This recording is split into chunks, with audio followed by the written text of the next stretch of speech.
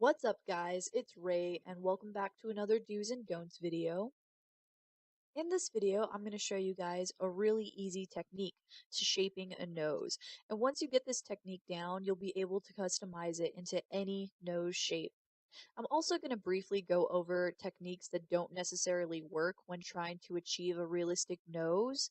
And I'm also briefly going to go over highlight and shadow placement for your nose.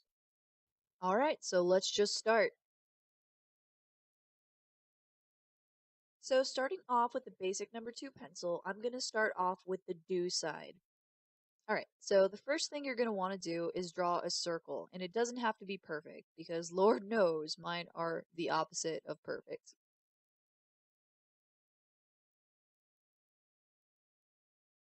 Alright, so now that we got the bulb done, I'm going to start working on the bridge of the nose, and how I'm doing that is drawing two upward lines that slightly curve into each other. I want to try to avoid making them perfectly straight. Alright, so now that we have your phallic looking image, we're going to start on the other side, which is the don'ts. And I'm doing the exact same thing, just have like a perfect circle, well, perfect in quotation circle.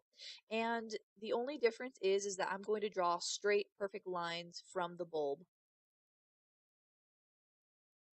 Oh god, that looks even more phallic. Whatever, we're just gonna roll with it. But anyway, do you see how the don't side is perfectly parallel on the nose bridge while the do side has like that inward curve? That's basically just to start implying the eyebrow bone, which is gonna be coming later if you're doing a whole portrait. Alright, so measuring out the nostrils is a little bit tricky, but I'm gonna try to make it as simple as possible. So, alright, so starting off on the first third of the bulb, you're gonna want to draw a small straight line right across. Next, you're going to want to draw a very curved line right underneath that. And what this is going to do is basically determine the measurements of your nostrils. And people, when I say small, I mean small. Here I am erasing it. So the next step will be to connect both of those lines together. And this is creating the outline for the nostril. Alright, so now we are going to connect the bottom tip of the nose, the bottom of the circle, to the line we just created.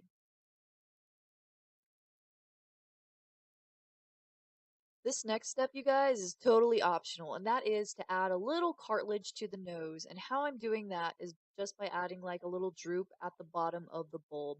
But again, this is purely optional because some people have it, some people don't. And that's the good thing about this nose measuring technique is that you can customize it to every single person's nose.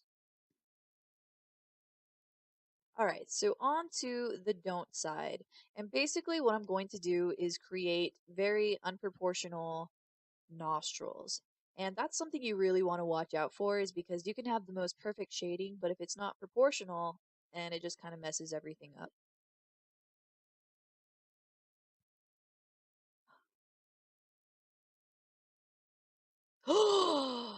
Oh my god, you guys. I'll be right back. Alright, so moving on, I'm just going to go ahead and start finishing off the nostrils, and I'm making them as big as the bulb itself. And my poor pencil, it looks so bald. So moving on to the next step, I'm getting my Faber-Castell eraser pencil, and yes, it's exactly what it sounds like. It's literally a pencil, but instead of lead, it's an eraser, and it's awesome. I will link down below where you can get it. I got mine at a craft store, but you can get it online. So basically, all I'm doing is erasing every single line that we just made inside the nose, and a little bit on the nostrils. One thing to note is that I am going to leave the very top of the circle unerased. And I need that because I want to create a shadow later on the nose that represents a divot. Now I'm going in with an H strength pencil. And basically, it's a really light pencil that comes in pencil sets. If you don't have one, you can just use a regular pencil, but just be sure to go light. So the reason I'm getting a light pencil is because it blends very well. And I'm just going to start blending out and adding graphite to the parts that are going to be the darkest areas of the nose. So that'll include the sides, the divot, and right underneath where the shadow is casted from the nose. So now that we have a thin layer of graphite, I'm just going to go in with the blending tool and just blend everything out and make it look a lot less harsh and just give it some dimension that it needs to look realistic. And if you don't have a blending tool, I do have a video where I teach you how to make your own, and I do show you alternatives that you probably have lying around the house right now, and I'll link that down below. And now, because I'm a rule breaker, I'm going to blend the rest with my finger. And the reason I'm using my finger instead of my blending tool is because some of the lines were a little bit too harsh, and with your finger you have more control, and it also applies much more pressure and has a bigger surface area. There are other things you can use, but the finger, in my opinion, is just the easiest. Okay, so now on to the don't side. And for this, I'm not going to add any light lines. I'm not going to build anything up. I'm just going to add, what am I doing? I'm just going to add two heavy, harsh lines. And sometimes I see mistakes of people doing that. They don't blend out or diffuse the lines, but they do add the shadows to imply. So it just doesn't really work because it doesn't look realistic. You know, in real life, you don't have two dark lines straight down your nose. You have like the diffuse shadows from your cheeks to your nose, if that makes sense. I always overcomplicate these things. I'm sorry. So next up on the don't technique, I'm going to erase what would have been the divot on the nose. And the reason this is a don't technique is because it's basically taking away any 3D element that you had to your nose. And now, on to the do's. This is where the magic happens, people. I'm going to start reinforcing the darkest areas of the nose, such as the nostrils and the sides of the nostrils, with my same number 2 pencil. And the reason I'm doing this is because your nostrils are the darkest area of pretty much anyone's face. It's, if you look at a picture, your nostrils are generally just pure black.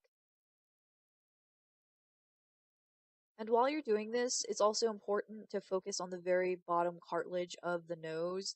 So it's not just the nostrils that are dark, it's like the whole entire area underneath the nose is dark because it's a casted shadow.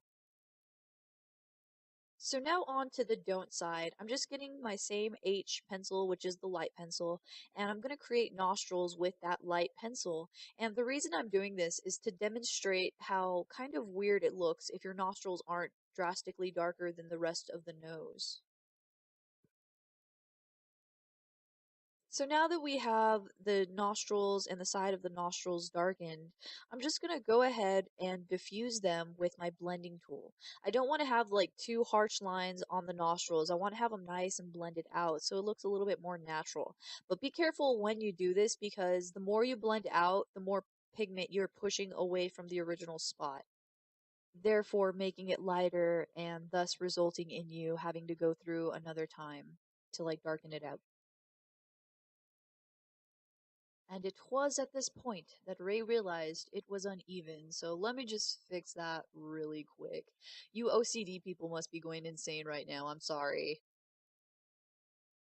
For this next clip of the video, I'm just going to be blending, and I'm sure you guys are sick of me saying blending and diffusing. So I'm just going to fast forward it, and you guys can get an idea of what I'm blending.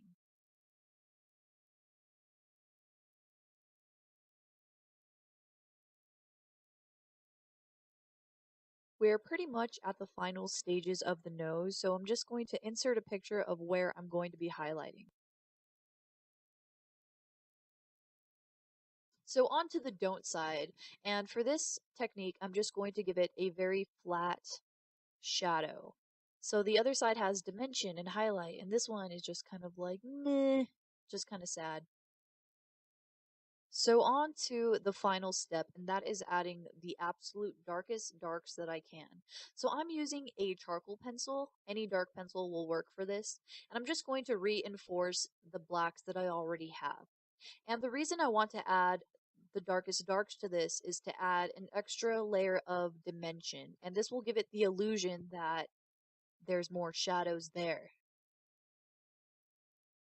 So, congratulations, we are done with the steps. But now I'm going to work on the piece. So just because there's no more steps to show you doesn't mean that I'm done with it. So I'm going to fast forward it till the end of the video and you guys can see again what I'm going to be blending and adding and taking away.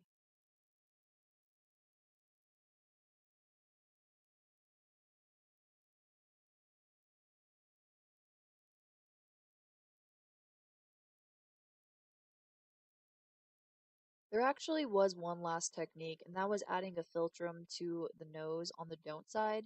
And basically, I just made it really pin straight and very heavy, and I didn't diffuse the shadows at all. So it looks kind of wonky, and of course, it doesn't look natural. So if you are going to add one, add it very lightly. All right, I'm just going to mess with the don't side a little bit more, but other than that, I am done with the comparisons.